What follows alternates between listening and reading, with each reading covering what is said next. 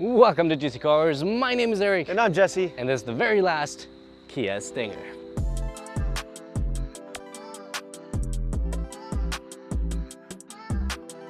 Do you believe in the moon landing? Well, Kia certainly does, because this color is called Moonscape Grey. With that controversial start, I do believe in the moon landing, just for the record. This is the tribute edition, the very last Kia Stinger, because this poor guy's leaving us next year. It's kind of unfortunate, actually. I mean, it is kind of unfortunate. And we've never driven it. Apparently it's pretty cool. Or is it? We'll find out. We'll find out. We'll take a look at the exterior first, then we'll take a look at the interior. Of course, we're going to drive an a little hard to understand, a shorter breath. I'm sorry. I got tonsillitis. He's got a... And my eye is swollen for some unknown reason. No, it's not pink eye, all right? This is Canadian free healthcare car review today. This is a handicap edition. We can't even park in the good parking spots. Anyhow, so tribute edition. First of all, I like the flat. I'm a huge fan of flat colors. I'm usually not. This looks nice. But this Moonscape Grey looks really, really good. I like this a lot. This is pretty much unchanged since it was revealed in 2017 or 18. Yep. And this was essentially like the 1-2 punch from Kia, right? Because Kia a couple years ago wasn't really a good brand. And then they've released this, where they got the attention, and then they released a Telluride, which was awesome. Amazing, classy for like 6 years or something. And then suddenly they updated everything and they were a good brand. They're a good brand. So this is how you do it. But yeah, so while this design has aged a little bit, it's still sharp. It's still pretty sharp. I like it a lot. And that's what the tribute edition is, right? We have the exclusive color, we have the black rims. Black rims with black and red Brembo brakes. Which look, is it orange or is it red? They're red. I think you're colorblind. My brother I kind of wonder what this would have looked like with like a matte black rim to match the matte paint. Maybe it's cool the contrast though. This does stand out a bit. The one chrome part, right? For me, that's like I could do without it. But it's fine. No, honestly, Sportback look, it looks sharp. I really like the rear end. Yeah, I like how the lights wrap around. It looks nice. Where they're the first ones. Kind of got the faux like mufflers. The kind of like... It's a little bit extra. Exhaust within the exhaust. It looks cool, but you know, I know a lot of people are like, no, just leave it as is. Overall though, I'm a big fan. Big fan. I am too. Should we take a look at the interior? Let's go. Okay, inside of the Stinger. I kind of like what I'm seeing here. It's actually really good. It's very understated. There's nothing overly gaudy about it. Right, but it is like once you like this whole dashboard. To be honest, you're not gonna like me for this, but this kind of a little bit like Mercedes. Just like the lines and the way that these. Minus the. Doesn't creak as much. Minus the Motel 6 sounding bed. And like the leather's on the door, and this is the brown leather honestly, we have here. Suede pillars here, like. Yeah, it's probably fake, but still. I don't care if it's fake. It looks good. Like this is especially put into this is great right now.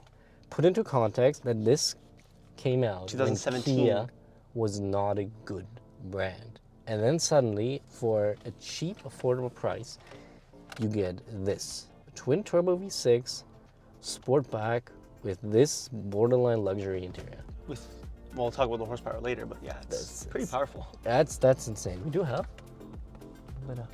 a little bit of a Stinger. These seats are very nice. I'm a fan of this color. Seats are nice, heated, ventilated. Got a nice sunroof here, which we can open, but yeah, it's gonna ruin the video. But exactly, light reasons. The steering wheel feels good. I like that flat bottom steering wheel. It looks super sporty. Aluminum pedals. We have fake carbon fiber, which I will say there's some creaking there. There's some creaking here, and the door does have a bit of a rattle on the highway. That might be a defect. I don't know if that's this model. This is probably all of them. But Mercedes, like you said. Hey, this isn't $120,000. Right.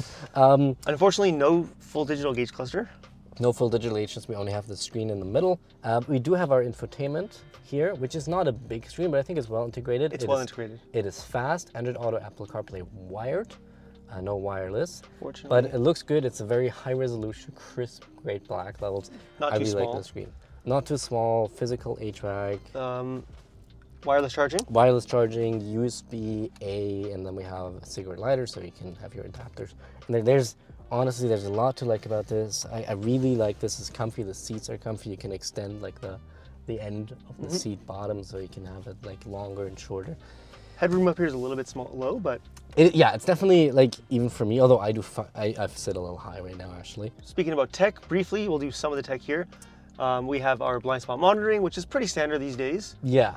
We also have the cameras, the blind spot cameras, which is, I love that feature. Every time in Hyundai, Kia, Genesis, like you turn on the indicator and your gauge cluster, the screen part, gives you a blind spot monitor that sees everything. It's so good. And I'm someone who's still not used to it, but I do appreciate the utility. It takes some time to get used to it and trust it, but it is really, and like it's so good. It's so nice. It looks. What are these buttons here, Eric? Very nice. Garage door openers. Ah, very cool. You have like 3 garages. I live in Toronto, so I don't have the $1 million to buy a house. So Right. unfortunately, there's no garage for me. Right. And for the rear seats, you lose pretty much nothing. The materials are just as nice. You still have heated seats on both sides. Although the seats are a little bit more firm, noticeably more firm. Yeah, and it's kind of like a little cup you kind of sit in. Like it's a much more of a tight experience. But still very comfy. Plenty of headspace, headroom. Heated seats.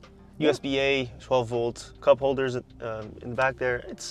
Speaking of further back, the trunk, because it's a Sportback, usable, big, Very huge amounts usable. of space that you can put down the second row, of course, if you need more space. So yeah, this kind of has a lot of it all. It's a really good, we'll get into it, but it could make a very good daily driver. Well, we'll find out. Let's send it out on the road. Let's go. Okay, now out in the road in the Kia Stinger. We're in sport mode. Traction control is off. Let's brake torque. I actually haven't done that yet, so launch control ready. Oh. Okay. Okay.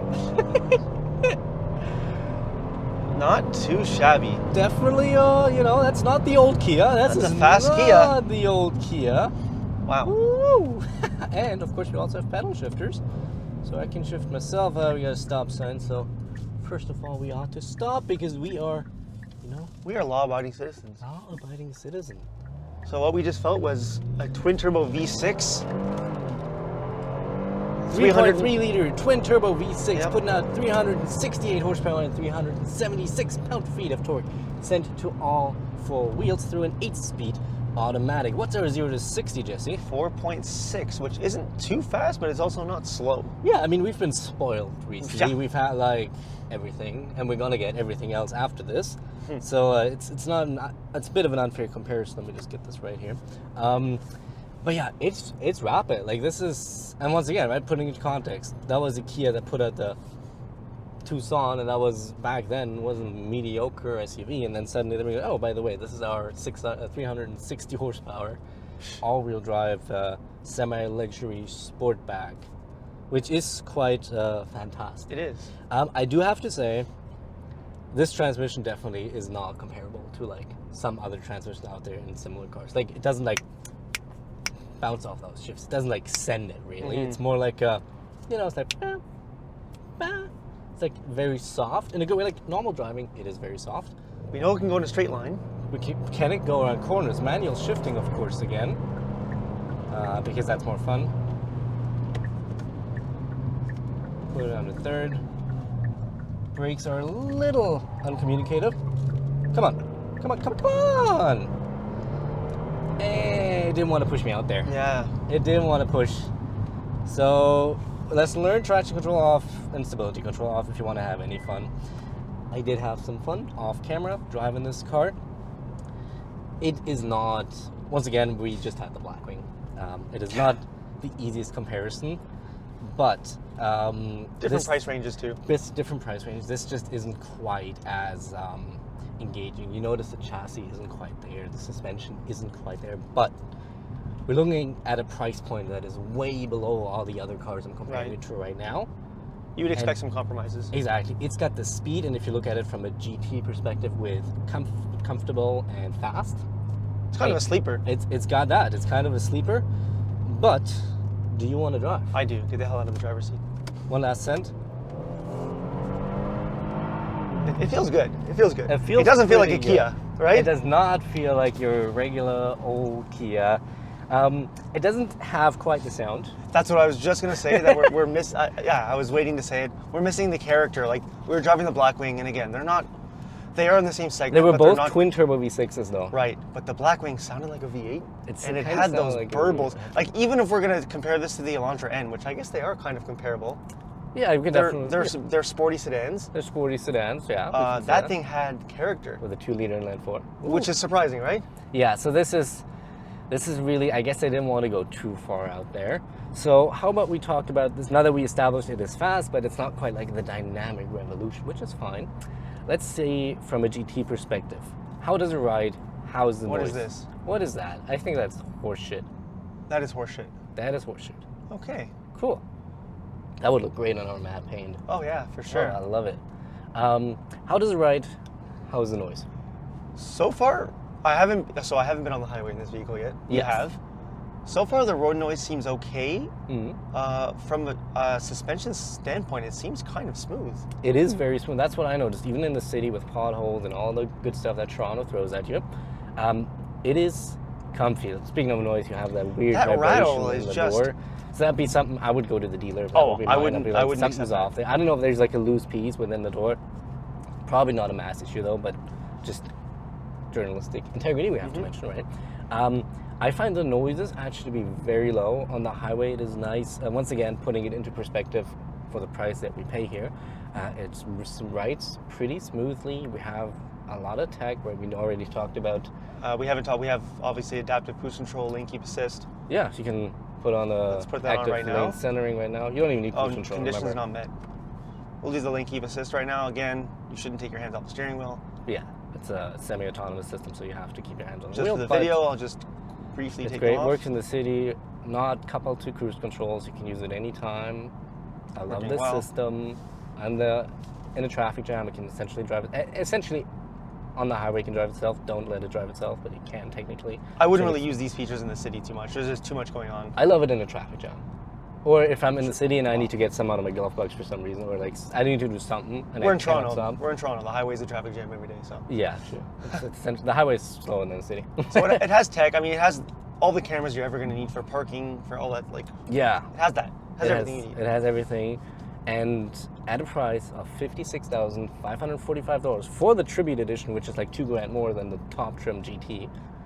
So let's assume non-tribute, because there's only 1,000 of them. Right, $54,500 I mean, Canadian. What are its competitors? Again, we have like maybe the Blackwing, maybe the Elantra N, the Audi S5 Sportback, BMW M3. Yeah, like what can you get for M335. that? Like a 340i maybe? Although that's way more expensive. You can't Right. get an M340i, an S5. S5's like, a- that's what I. So you like the S5? I love the S5. You want it's an a S5. car that I want. It's about 15,000 more for this on the base trim. And I I picked believe. this up and I told you this is basically a budget S5. Right.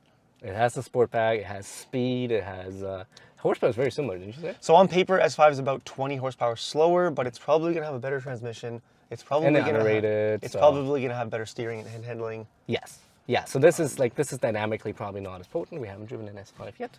I would love to. Yeah, Audi, hook us up. But they hit the turbo. It's fun. It's fun. Yeah, no, it's great. It's great. really fun. And it's fun. It's comfy. And for this price, honestly, I think this is an amazing price. I think is. it's a great value. And it totally makes sense how they managed to put this out and the Telluride and make Kia a cool brand. The only other competitor that I would say is a better bargain is the Elantra N, but it's not as fast as this. It's not as fast, It's not as practical. but it might have not as practical, but Not it might as have more luxurious. character. Yes, if you're looking for pure fun, It's like $15,000 cheaper, right? yes, $16,000 but it's cheaper. smaller. It's not smaller, as it's smaller. luxurious. This is right? a better daily driver. Yes, this is a true GT. It's really I really like this. It's really unfortunate that like they're this. just not making them anymore. It's Yeah. like you got Kia's ending this car, Genesis is ending the G70, which G70. is based on this, right? So you got basically you got to go to Mercedes or you got to go to Audi or BMW.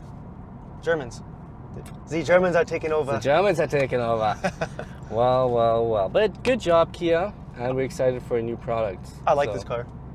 I like this car. Honestly, probably one of my surprises. I expected it to be good, but I wasn't expecting it to be this good. It's really nice. It packages everything together. You got mid-level luxury, you got the tech, you got speed, you got practicality. I mean, what are you really missing here? It's a great daily driver. Yep. Anyhow, thank you so much for watching. We hope you enjoyed the video. If you did, thumbs up, notification, subscribe, because we're going to drop a new video every single week. And yeah, We'll see you then. see you guys. Bye.